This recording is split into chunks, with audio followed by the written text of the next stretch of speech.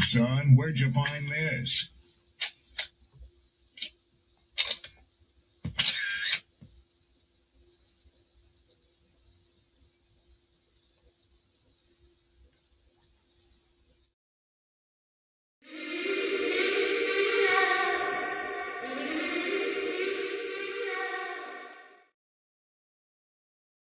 That's how you know somebody doesn't respect you.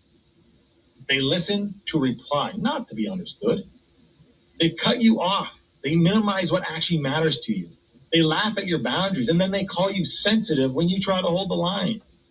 They show up late, they cancel last minute, forget the things you've told them, because in their world, your time, your energy, even your voice aren't a priority. They're just an option. You see, there are two kinds of people.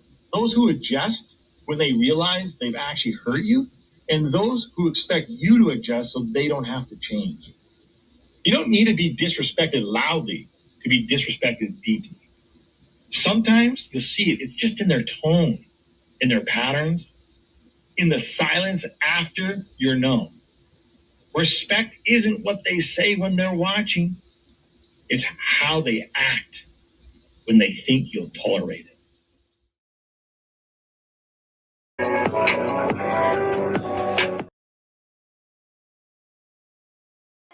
The flow insane, take my spot, so the range. Shoot my shot with perfect aim. 3rd degree, that perfect flame. Ain't no sleep, that's the game. Oh, so southern, that's the slang. When they see me, that's the main. Chasing checks and fly like planes. Big old stick, I bought a cane. Flick my wrist and bought the ring. I'm so boss, we're not the same. Paid the cost and kept the change. Now I'm walking Hall of Fame. And I reside in the cloud. Grand wishes with these bitches.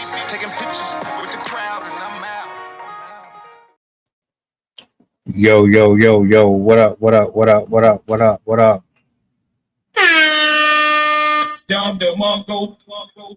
Peace, blessings, glory, praise, and honor to the Most High. Happy Tuesday, happy Tuesday. Shout out to my poets, writers, content creators, all the above in between. Shout out to the people of Instagram. I see you. Shout out to the people on Facebook, Rumble, Twitter, Facebook, wherever you at right now. I thank you for being here. Blessings to all of you. I hope your week is going the way that you intended it to go. You see the title. It's a serious matter. Most of these topics that we cover up here are serious matters. If you have anything that you would like to see us discuss up here as we build on this platform, email me, shoot me a message, DM. We'll make it work. I got Randy in the building. We about to cut up. Shout out to the whole crew, Rob, Sydney, Max, everybody. You know what I'm saying? Let me bring her up, check the temperature, and we're gonna get this show rolling. What up? What up? What up?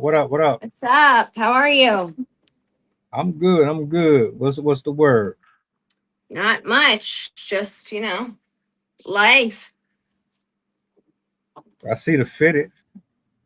Yeah, today's been super rainy, so I was running around doing stuff, so I kind of needed just to not have the craziest hair of all time.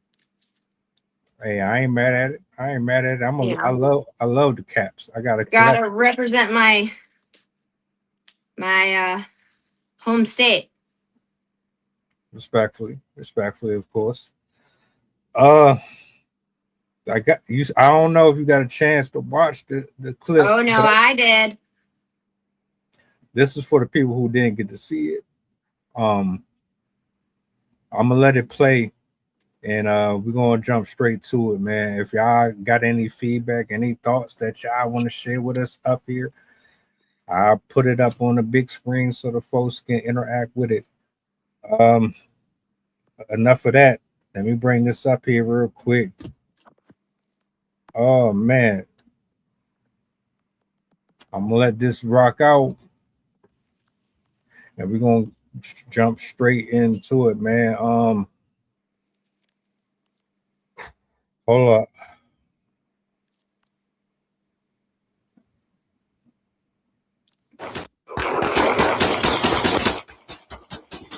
teenagers went on a random shooting spree across Austin, Texas over the weekend, hitting apartment buildings, homes, businesses, and even 2 fire stations. And what police found when they caught them will leave you completely speechless. A 15-year-old and a 17-year-old were taken into custody after 12 separate shooting incidents spread across South and East Austin beginning Saturday afternoon and continuing into Sunday morning. 4 people were shot, including 1 critically wounded victim who is now listed in stable condition. Surveillance footage captured suspects firing from a moving vehicle, striking a woman standing outside a store, talking with another person. The suspects allegedly stole more than 4 vehicles, switching between them multiple times throughout the rampage. The 17-year-old already had an active warrant for stealing a firearm. A third suspect was later tracked to Manor, Texas, where authorities took him into custody. Austin Police Chief Lisa Davis confirmed all 3 suspects are now in custody, and there is no ongoing threat to the public.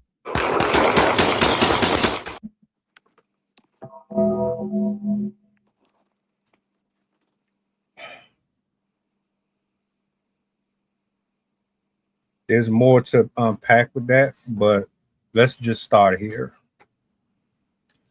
I mean, the very second I sent you the video, you had time to marinate on it, but we watching it again in real time. What's going on in your mind seeing this? what in the heck? What in the heck? That's the initial thought. Because truthfully, like 17 years old, that was not even something that would remotely cross my mind. You know, to the thought of something so nefarious and so violent and so just outlandish. Like that's just something, I don't know. It just makes me wonder how are you raised?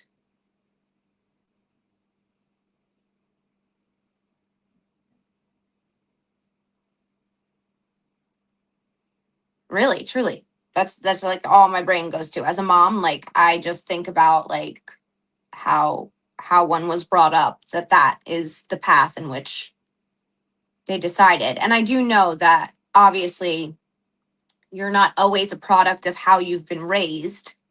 However, it does like I guess I gear towards thinking about the psychosis of it all, like the getting into the mind of what happened to you in life that made you want to do that.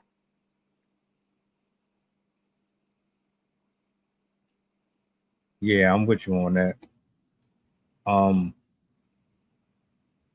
The first thing that I want to get out the way is my thoughts and prayers go out to those people out there, man. From the victims to the families and anybody else that's in that community. You know,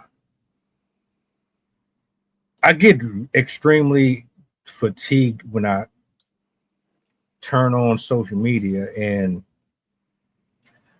I see things like this because I know it exists. I know it's happening everywhere. Me and you are in just one little small piece of the ocean. Meanwhile, time is continuously ticking, you know. Things are happening even as we're talking. So it's like I'm not oblivious to it. It's just you just keep seeing it over and over and over again, and it gets extremely tiresome. But I do wonder how do you get to the point to where you are 16, 17, 15 years old with automatic weapons in general, and you are that dissociated with life or humanity to the point to where you take out all of that whatever's in you and you take it out on innocent people. How like I don't know. I mean, listen, I get that, like, you know, I had a little bit of I had anger when I was 16, 17 years old due to things I had lived through, but like having anger is one thing, but this is a whole nother level of just almost like an emulation of all of the things that are wrong with society in like music, video games, just living that life that seems to be, for some bizarre reason, glorified. So for me, I just don't truly understand the thought process or the correlation at that age between thinking to do crazy things and then like actually doing them.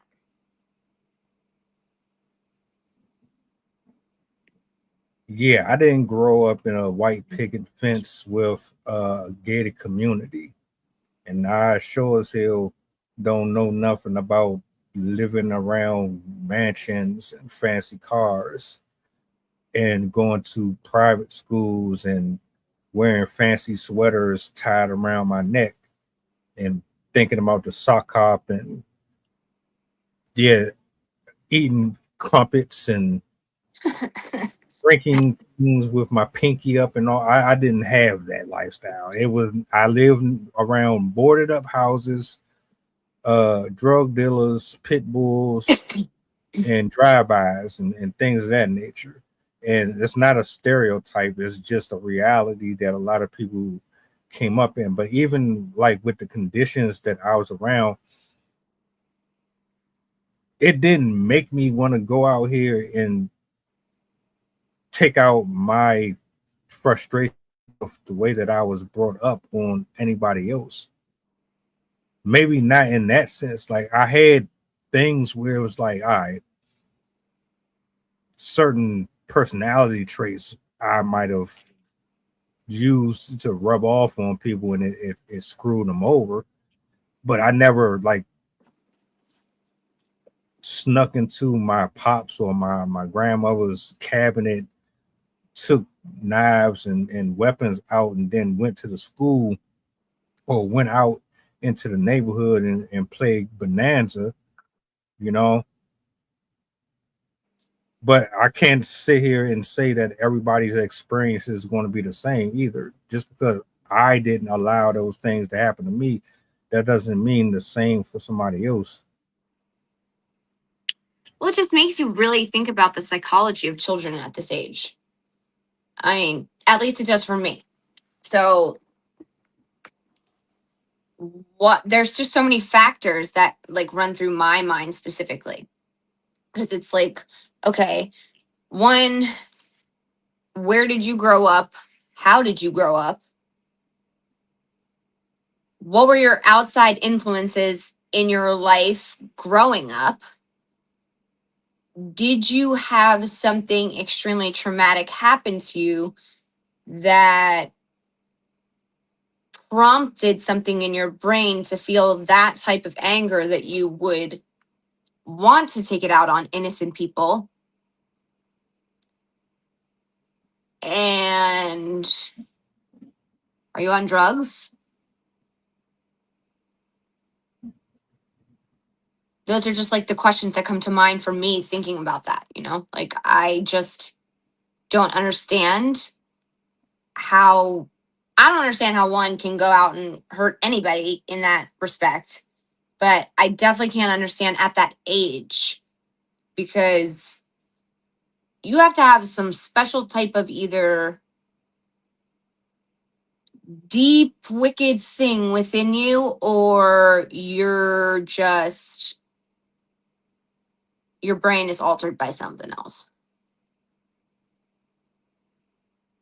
I was playing ping pong back in my head with this question, and I want to pose this to you and the general public.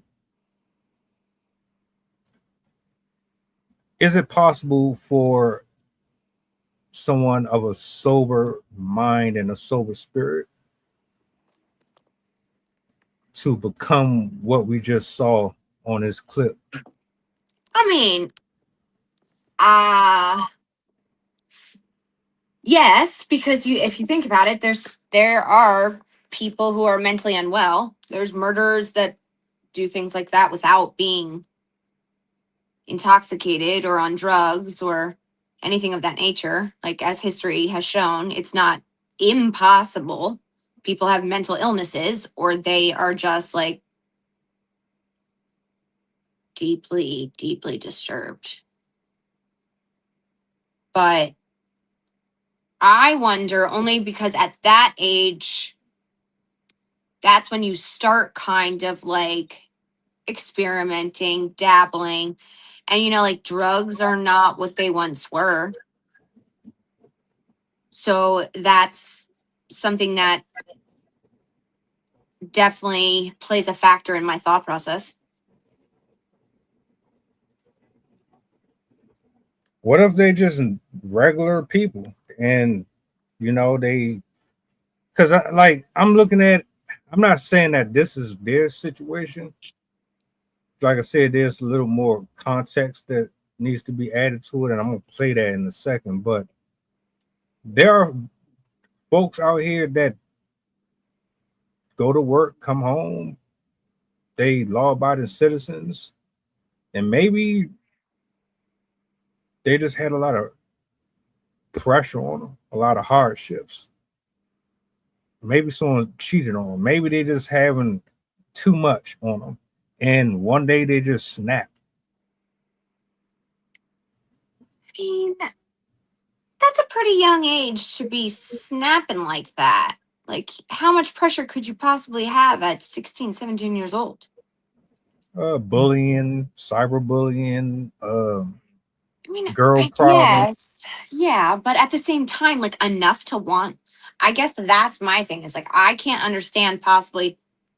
I think about the things I've gone through in my life, and believe me, there's been plenty of times where one didn't feel great about it in a lot of respects. I'm sure you could say the same about your upbringing in life, but that wouldn't be something that would Man, cross our minds. So it's just like very difficult for me to understand.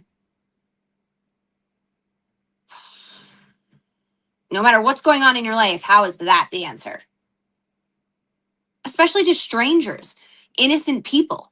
Like, it would be one thing if it was like a targeted situation of just one human being. But when you're just doing that just to do it to anybody, like, I can't understand that one. hey, look, I'm not saying it's a rational excuse at all. But all these this ain't got nothing to do with school shootings, but with these school shootings, a lot of these kids were getting bullied, and it's like, well, where was the preventative measures to keep them from crashing out like that? Because to me, it's like, how many times does a person have to tell you, I need help? How many forms, how many versions, how many variations, how many report cards, how many PTAs, how many times does the principal have to call you? How many times does your uncle or your aunt have to say something wrong with that boy? Yeah, you need to check on him. Like, how many times do people have to tell you uh something's off and you need to pay attention to it before you pay attention to it? I mean, sometimes, and I can only say this for myself, sometimes as a parent, you are also dealing with the pressures of life, and you're not as present or in tune with your children as you should be. It does happen. Um, However, I always try to recalibrate and try to make sure that my son is good no matter what's going on in life. So I feel like if we as parents don't like take a second to kind of wake up from our own fever dream that is life, um, it's very, not that you intentionally do it, but you just don't even realize that you're not being as hyper vigilant about the changes that are going on with your children. Now, I'm a very intuitive person, so I kind of know my child well enough to know when he's getting like weird. But some parents just perhaps don't have that same awareness, understanding, or signs to even know what to look for because perhaps they weren't taught what to look for, how to look for it. You know what I mean? Like it could stem from even just the way that they were raised. And I'm not making excuses at all. It's just like I'm trying to think about it from another perspective, perhaps. Well, between you and what Chef and Jenny Lynn on IG said, it's definitely a combination. Now, where those fit, I guess it depends. She said like social media, video games, things, music, which is absolutely 100% accurate. I don't know how much that applies to this case, but it's something that you can't take off the table either. And as far as abuse, that's definitely something that we don't talk about enough. A lot of people grew up in abusive households, and it doesn't mean that you were getting a belt put to your face or you were getting German suplexed through the table in the dining room. It could mean that you were sexually assaulted. It could mean that you were treated differently than the rest of your siblings and gaslighted the entire time that you were growing up. You could have been put to work as a kid. You could have been robbed as a child and didn't get to go out and roam free. The abuse comes in different waves, So with that, I definitely think it's a combination. I definitely believe there's some spiritual aspects to it as well. Oh yeah, I mean,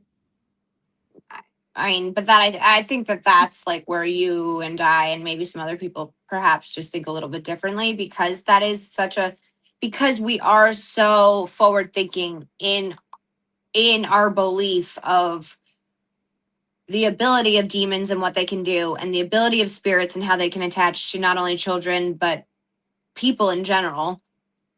That to me that makes perfect sense, but to other people that maybe just doesn't make sense. But it could just be a combination of factors as well, like the way that they were raised, something traumatic happened to them, perhaps they were bullied, perhaps their parents just didn't really give them any attention, and like that all mixed in with a frontal lobe that hasn't even been developed yet, having that kind of spirit enter your life and the realm of your life is like a recipe for disaster.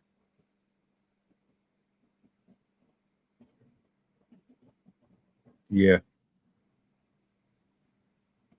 Hold that thought, because I want to present this next piece that's going to add a little more to this. Okay. I wanted to make sure I fit it in at the right time. I think this is the perfect opportunity.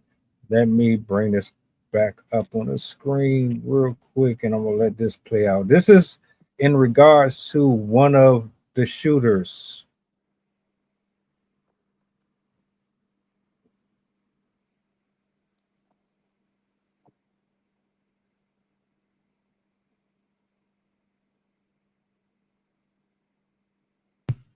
The reality right now for 17-year-old Christian Mondragon, one of the teens accused in the weekend shooting spree across Austin. Mondragon faced a judge for the first time since his arrest. He's charged with 6 felonies, including 2 counts of aggravated assault with a motor vehicle, 2 counts of unauthorized use of a vehicle, theft of firearms, and evading arrest in a motor vehicle. Prosecutors say more charges could still be coming. Inside the courtroom, it wasn't just the criminal case getting attention. Prosecutors also brought up the fact Mondragon is not a U.S. citizen and currently has an ICE hold. The ICE detainer, it does add an extra component to his process.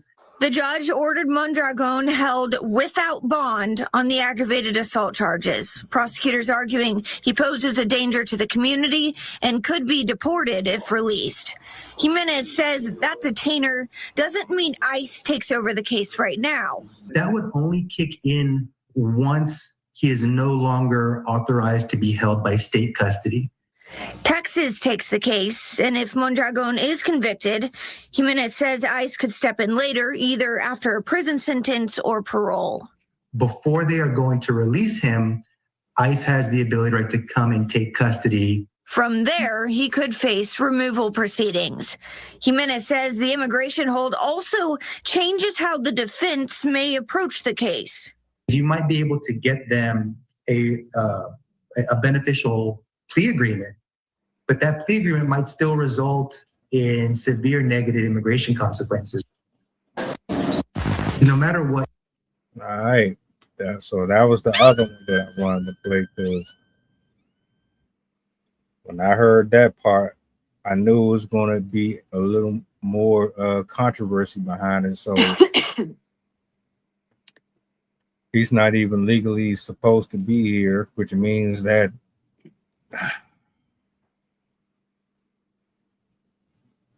you know how this country right now feels about illegal immigration. You know how people feel about just giving away job opportunities and this, that, and the third. Now you add this into the equation. Well, it definitely doesn't the situation, that's for sure. Where's the guns coming from? How did they get access to the weapons?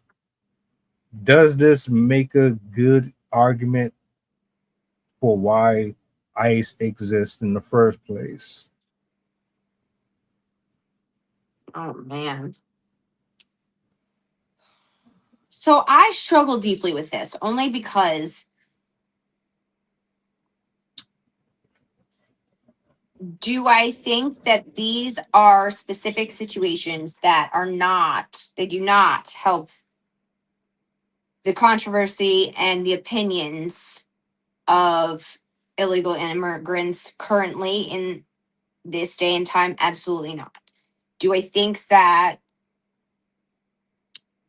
if I had an opportunity to take my child out of a place that was absolutely not a good place to grow up and give them a better life and do anything I needed to do in order to give him that, I can't say that I wouldn't.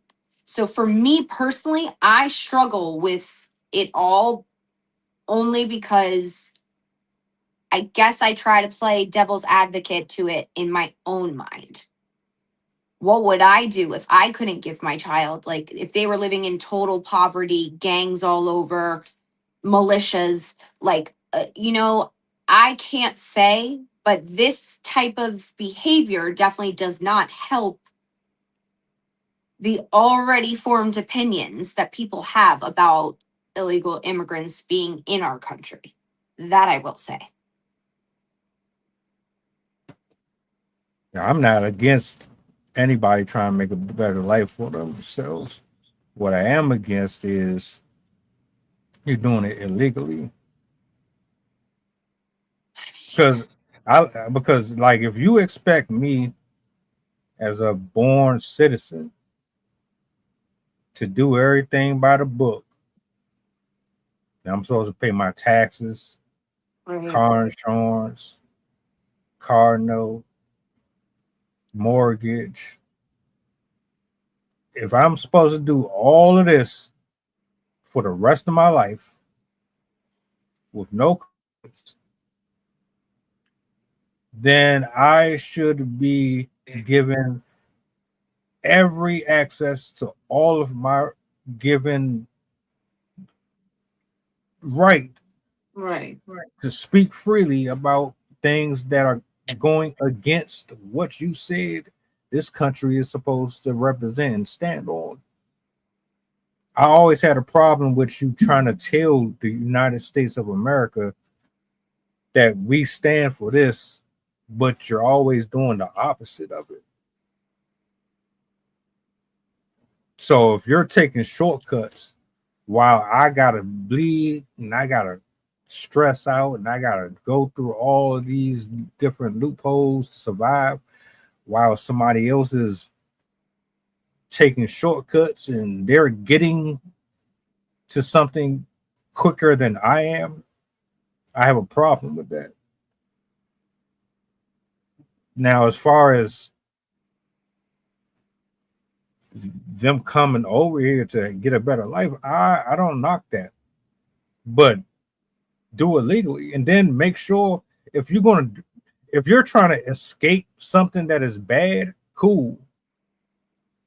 But you better be damn sure that you make the best of it. What's the point of leaving something bad if you're going to bring bullshit over here to do more bullshit? I don't understand that. No, yeah, I'm for sure. I agree. But that's why I said I kind of like struggle with it just a little bit in my mind because obviously we're held to a certain standard being Americans who are born in this country and have to pay the taxes, have to do all the things right, have to abide by the laws in which are required of us. And at the same time, I do think that our government could make it a little bit easier for people who want to come over here to make it a little bit more attainable. I will say that because I know people that have gone through the process and it takes a very long time, a very long time. So, I mean, that's also something to consider for our country to consider, I guess. But with that being said, I'm not condoning or saying like I think it's right or like, by any means. It's just I guess the empathy inside of me feels like just a little bit conflicted by it. But definitely don't come here and make it worse. You're just making it worse for yourself, you're making it worse for everyone else, and honestly, you're just giving the exact ammunition that allows for people to feel the way that they do about it as a general opinion.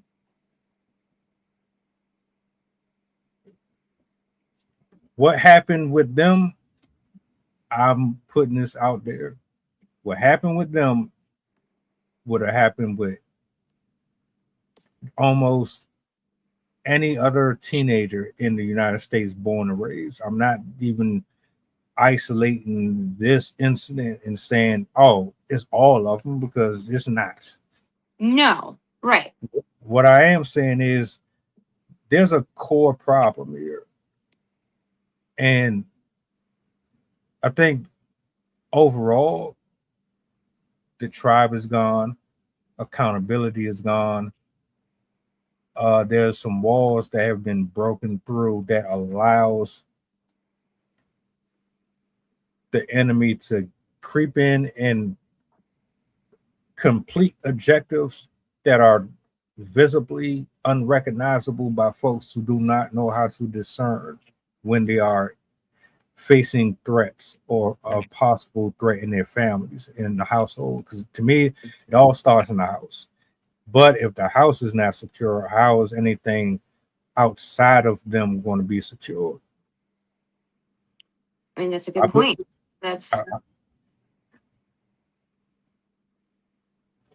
You got it.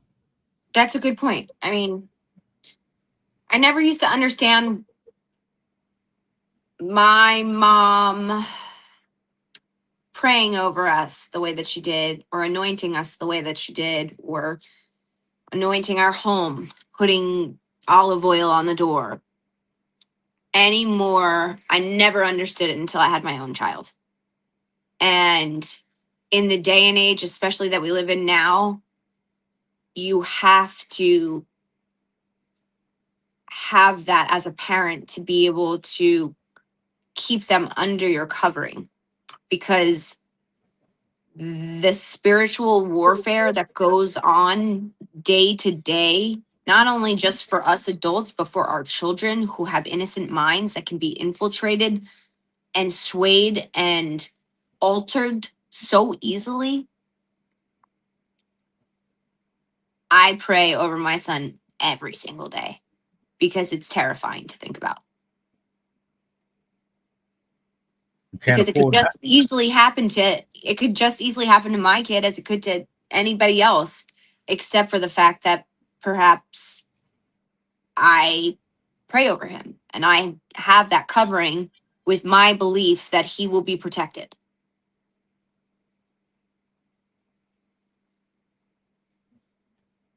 I'm with you. I'm with you.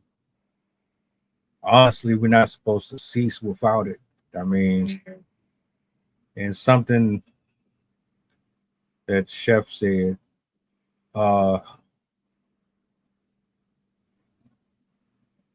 humans can be so cruel, bro.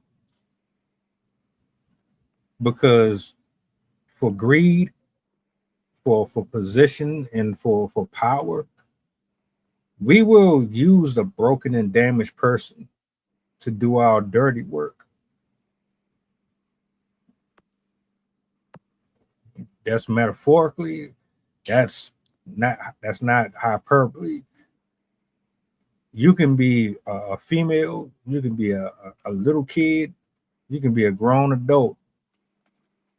If you are trying to leverage yourself for the reaping and benefits of something, and you know that you got something that the other person needs,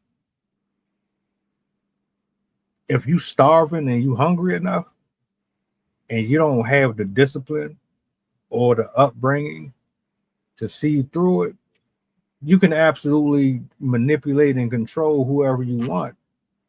And I think that's what you were trying to allude to with that part. Fall Guys, yep. Now I don't know if these people were being sacrificed or used for that, but you would have to. I don't know enough about that to comment. Yeah, I don't know if it's to that extent, but I do know that with that right there,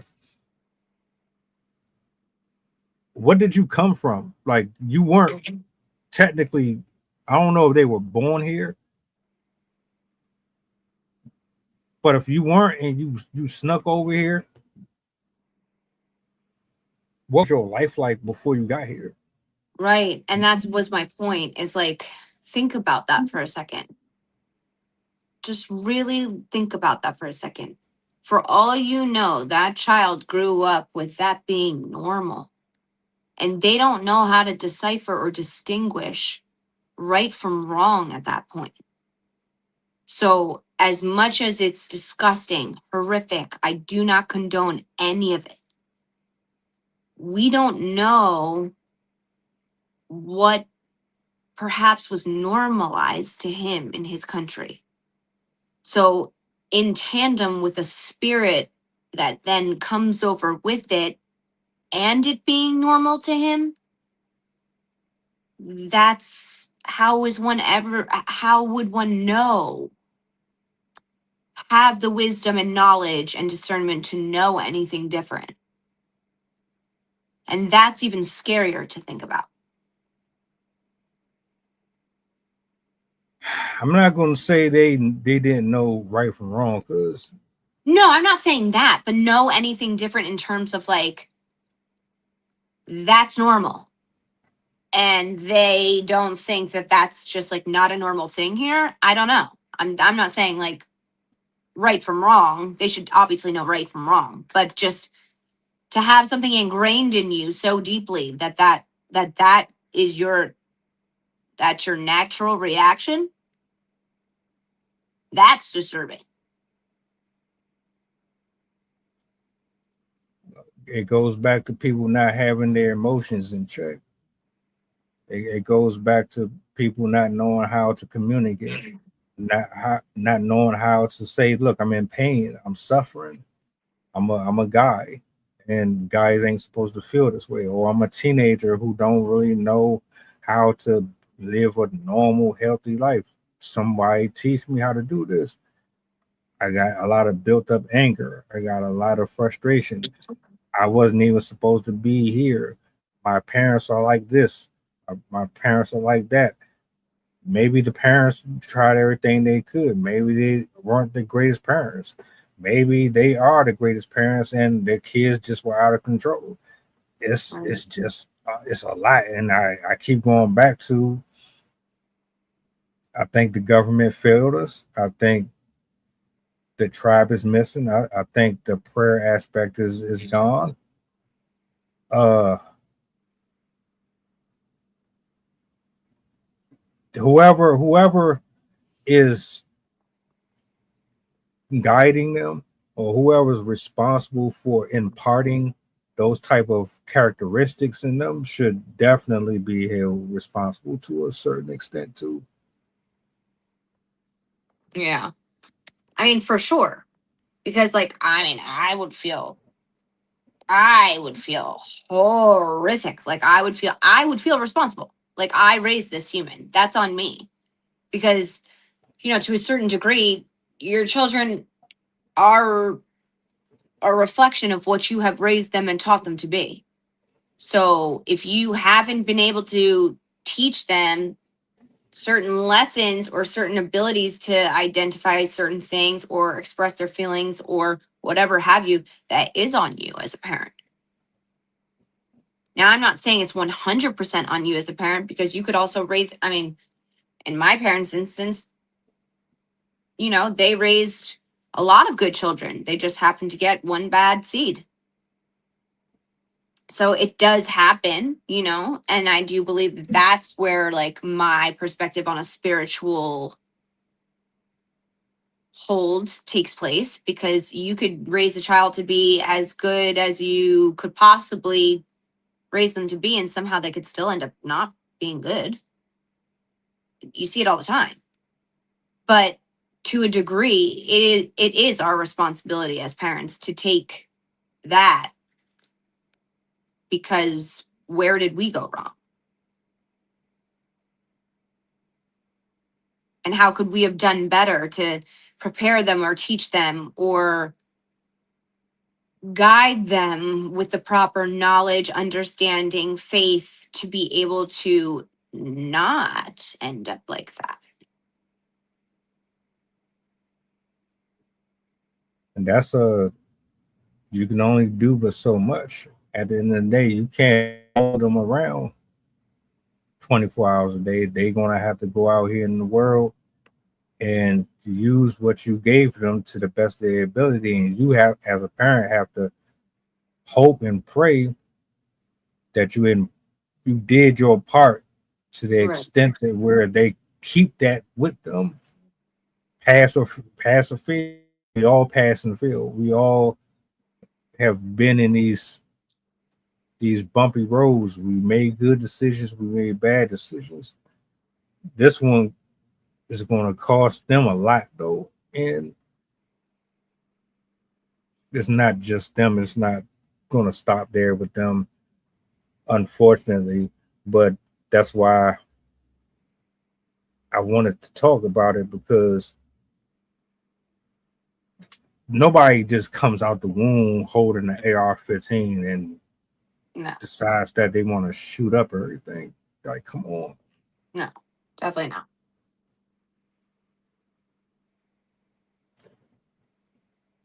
It just breaks my heart, because it's like, it makes you really want to dig deeper. It makes you really want to dig deeper into the minds of some of these children. And like, what are they not getting, perhaps? And it's just sad. I don't know. It's a sad reality that we don't have more support for our children in ways that we probably should. Because oftentimes, regardless if our children are going through something or not, if we check in with them, and I know this only to be true for myself, when I check in with my son, he doesn't always want to talk to me. So it's like, I feel like because our children spend so much time at school, more time at school than they do with us as parents past a certain point, there should be some kind of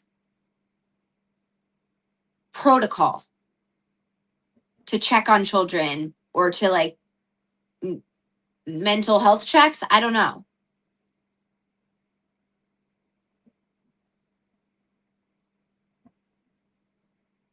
The budget doesn't go into the things that they need to go into. Not enough, as far as I'm concerned. No, you're right. It doesn't. And that's a whole nother issue. So I guess, it's just how do we make it better? Like, how do we change that? How do we make it better? How, like, because there's some parents out here, and I know this to be true because I was that parent. I didn't see my son for days at a time because I was waking up and leaving before he was awake, and I wasn't home till after he was asleep, just to be able to provide. So, it's just, I don't know. It's tough. It's a tough situation because you really just don't know what these kids are going through. You also don't know their upbringing. You don't know their home life. You don't know a lot of things. So it's just really difficult to decipher what the answer should be. Prayer. Lots of it. What are the odds of someone who got all the love in the world becoming that right there?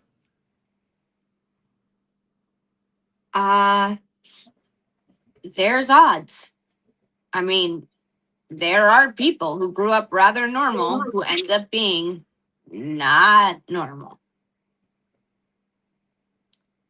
There are children who come from good homes that end up being very conflicted in their brain, their heart, and their soul, that end up doing really bad things. And that's just the spirit of the devil coming against them. I mean, that's the only thing that my brain can equate that to. Because what else can you really say? Unless they're running with gangs, unless they're, dabbling in drugs that has altered their brain so greatly that they've become a different human being. It's demonic. It's like a spirit of evil. And if the devil can't get you one way, he'll certainly try to get you another, as we know. Yeah. Yeah. And look, to answer your question, one, it starts at home. A lot of, from my generation specifically, we kind of perpetuated a trend, a very dangerous one, because we begin to get lazy and lackadaisical. The traditions that our grandparents carried, we stopped following them. And then we start procreating more and more and more. And then we start creating a generation that's following us. We stop following our parents and their parents. And so then the children that come after us, they follow what we do. And you just keep continuously taking and removing things out of the house that would keep them strongly secure in their walk or their development. I was thinking about Jeffrey Dahmer, when she said, there were some people that were normal. He was pretty normal, at least from my observation. He was him, a couple of other people that were high profile that you see on Netflix and Hulu, and they got all these documentaries and movies. They were normal people too, but they turned out to be crazy as hell. I'm not saying that's everybody, but look, people are screaming out. People are screaming out for help, and they're doing it through arrogance. They're doing it through ego. They're doing it through being rebellious. A lot of these kids want love, man. Yeah. And some of us are 50 years old and we never got it, but we kept screaming for it.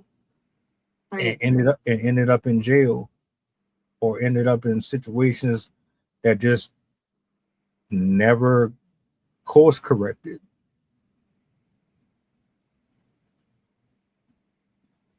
I mean, all we can try to do as parents, if we have children, is try to be better than what perhaps we craved and what we lacked.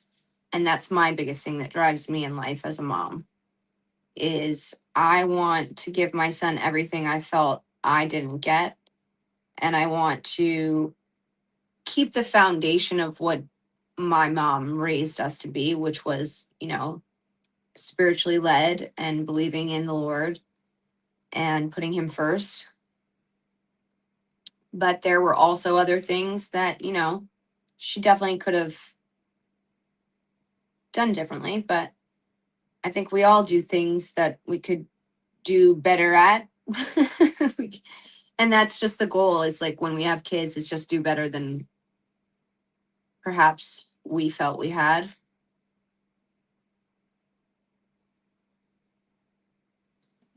It's a trial and error. Some of us just we use what we got to the best of our knowledge, and I had to accept that truth a long time ago. You want the ideal upbringing, but what you get is probably going to be the only way you get that type of love out of that person. It didn't necessarily mean that they didn't care about you or nothing like that. It's just they could only meet you where they knew how to meet you Right. from where they were. Exactly. And you have to think about it like that. And it goes back to something we spoke about weeks ago. Like it's generational curses as well that can oftentimes affect the way the upbringing is and continues to be. And that's why it is so important for us to become self-aware and know the things that perhaps we need to work on or change as parents to be able to then not have that continue. Yeah, at some point you got to look at yourself and really be honest. Be honest. Are you happy with who you are, where you are in your own walk? And if the answer is no, then the next thing that you should be saying to yourself is, well, what should I be doing now to improve upon where I'm at? Because guess what? I just seen a video of an 82-year-old black woman who just graduated and got her doctorate. 82. So it really ain't no excuse. We can all improve and be better than what we are. It's just a matter of if you want that or not, or you're just stuck in a loop of this is all I know, this is all I'm going to ever be, so I'm not even going to bother trying to do anything else. And if that's the attitude you got, then I feel bad for anybody who's around you, because I don't want that around me. If you stuck in that mindset, and it's like, well, man, people have been telling me about myself for years. I'm not changing nothing about me. I know who I am. If that's you, we can't do nothing. We can't talk. We can't do nothing because you're an anchor. You're a spiritual anchor. You're a mental anchor. You're an emotional anchor. You have no desire to get out of what you're in. and you probably don't even think there is any signs of oppression whatsoever. So what the hell? What can you do for anybody else? But again, that takes accountability and that takes awareness. And that's not something that everybody has. So that, I mean, unfortunately, that's one of the bigger problems in life as well. Uh, Aside from not having the moral compass, not having the spiritual compass, not having the examples before us that are able to kind of spark that in our minds at a young age. But a lot of people are just coasting through life and they just don't care. They want to do what they want to do and they're going to do it. That's the attitude that got us on the subject that we on now. That is true. That is very true. Yeah, was it you that said it, or was it Chef that said it? Somebody said that the kids are being raised in school. The school is raising them. Like you send them off to school, bless you. You send them off to school, and you let them 8 hours, them 9 hours do the job for you. When you get home, there's nothing. Just like a routine. They go to their laptop devices. You get off work. Maybe you'll cook or order out. There's no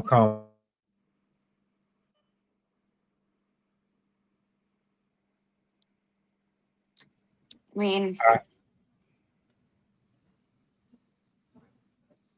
it's very tough to know what to say because as a parent, like I don't ever want to act as though I've got it all figured out because I don't. Because let me tell you something, there are days where my son, after his day at school and his day after practice, he doesn't want to talk to me. He's a teenager. He wants to just go in his room and relax and unwind.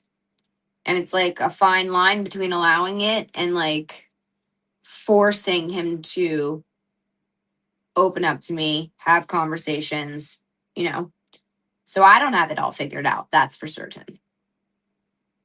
But I definitely try to encourage and foster a relationship that allows for him to be open, to be honest, to talk to me. I always make sure I check on him and like do mental health checks. So that's the best I can say just for me. The effort is all that matters. You're trying. Well, I just know what I would have given to have somebody at his age actually do that for me. And I didn't have that. I'm one of 11 children. So there was not evenly distributed love and attention throughout my childhood. So if I can do that for my one single child, you best believe I will. I never understood that either. And I'm gonna address what Lynn said in this. I never understood how you could grow up in a household with siblings and it be difficult to distribute love and attention to everybody equally. I never thought it was impossible, but somehow, some way, it always ends up being like one might be favored more than the other, or you know. So given our experience growing up, there's that one troubled child, and that one troubled child really needed a lot more attention and resources and time and effort and energy. And when you see that your child is hurting, especially being a person of the Lord, which my parents were, you want to help your hurting child. You want to fix your hurting child. You want to fix your troubled child. And you don't even do it without, like, you're not doing it intentionally. It just naturally happens because you want to fix what you feel is so wrong in that. Because it's your baby. How do you not? And, God gave us each other to be able to lean on one another. So I'm super grateful for that. But, I think my parents did the best that they could do with the situation Because my brother was a real handful. He still is. So I don't know. I didn't have 10 children, so I can't say exactly. But it happens.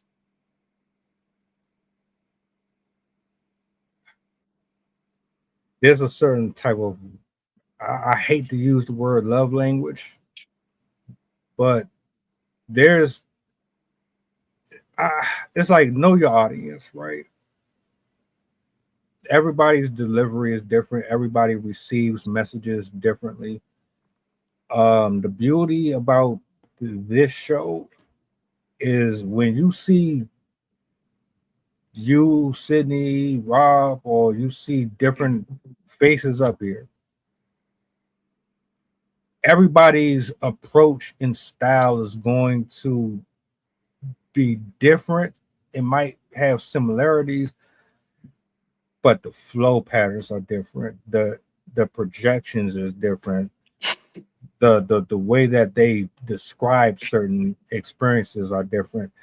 You're gonna hear it and receive it in the way that it was meant for you. You're going to interpret it in a way that was meant for you based off of just who is coming from. And it doesn't take away from the messenger or the message. It just means that at that particular moment, you resonate with this person a little bit differently than the other. And that's the beauty of having variety in conversations of any sort, whether or not it's a family member or it's in a relationship or it's business.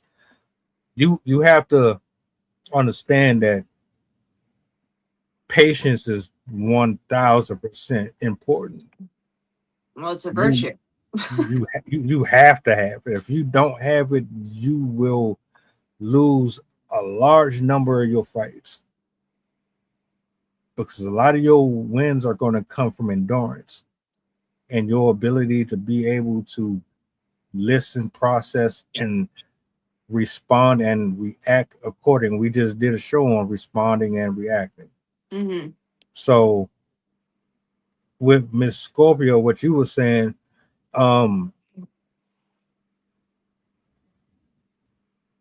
it takes. I always say pray over things before you go into them. That way that you have a calm spirit, a calm mind. I also like to try to be considerate of the person that I'm interacting with. So if I'm having a one-on-one with somebody and I know anything about them, I know how I need to sit down and have this discussion. Where do I go with it? How far do I push, pull back?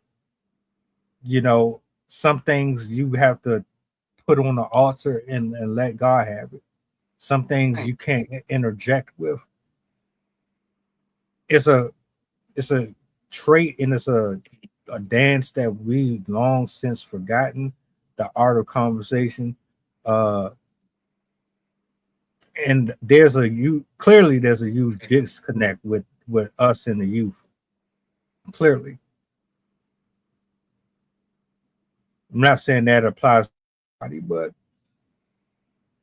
if I'm sitting here having a That's an conversation overall with, general for sure. I mean, I think that there is definitely an element of that.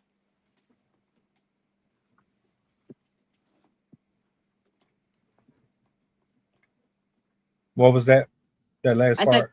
there's definitely an element of that for sure. Because they're like they've just grown up completely different than us. You know what I mean? Like they didn't we were still playing outside as kids. We were still like doing kid stuff at kid ages. You got to think about these children have had not very children forward lives unless they've been specifically raised that way. And sometimes that's by choice and sometimes that's not by choice. Sometimes it's merely out of survival of the parent who's raising them.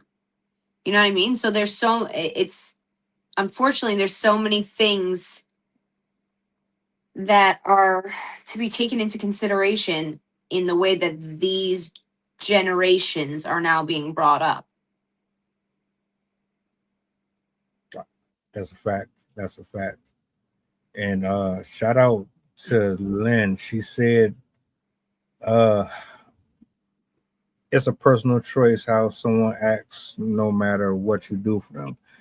Kind of what I said earlier too, because you said it too as well. Like you can be the best that you can possibly be in a person's life if put it as, if it's meant for you to go left, even though I'm telling you to go right, I can't stop you from going left.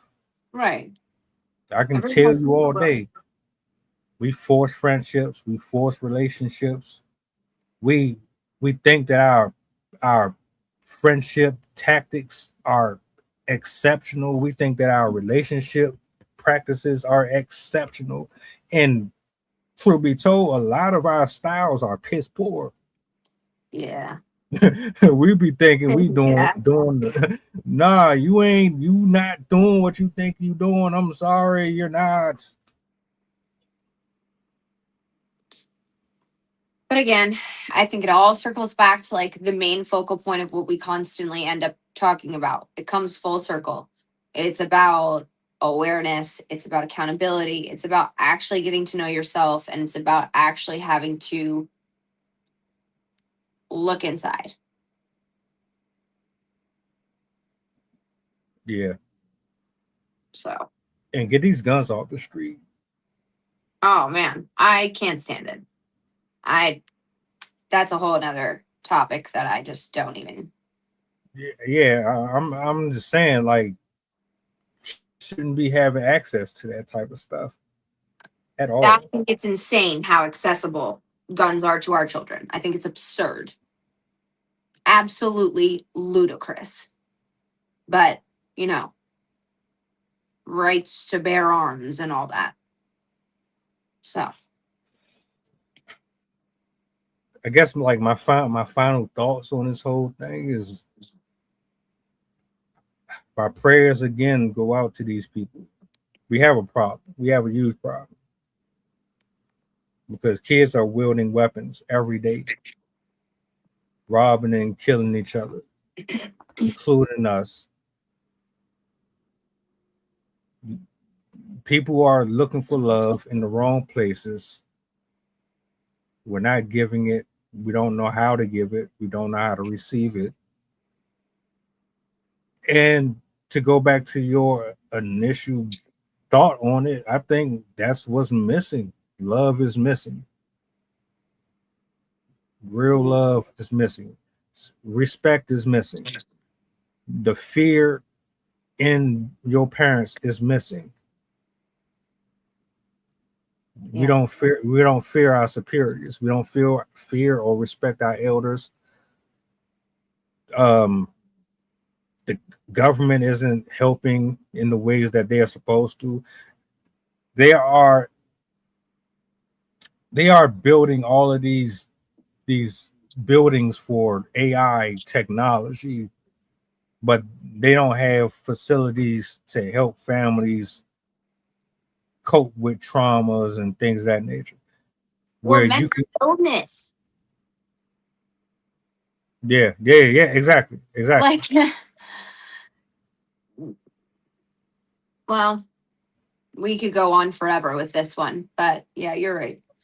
And all we can do is pray, and all we can do is try to be the shining light in a very dark world.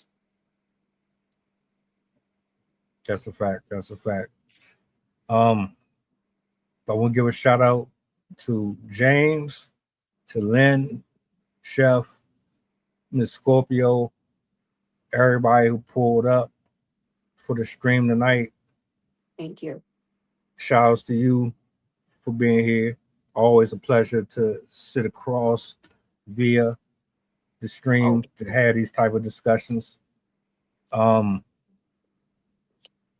everybody, if I don't get to chop it up with you tomorrow, have a blessed day, morning, evening. I've gone back to doing my morning shows Tuesday, Wednesday, and Thursdays from 11 to 12. So I got a lineup. We're going to be chopping it up tomorrow. If you free, pull up. Okay. Outside of that, Free tomorrow, but I might be this week. no problem. Outside of that, do me a solid before y'all head out, if you don't mind. What's the goddamn button? You guys have a blessed evening, man. I will catch y'all on the flip. Yeah, have a great night, guys. The flow insane. Take my spot, so the range. Shoot my shot with perfect aim. Third degree, that perfect flame. Ain't no sleep, that's the game. Oh, so southern, that's the slang. When they see me, that's the main. Chasing checks and fly like planes. Big old stick, I bought a cane. Flick my wrist and bought the ring. I'm so boss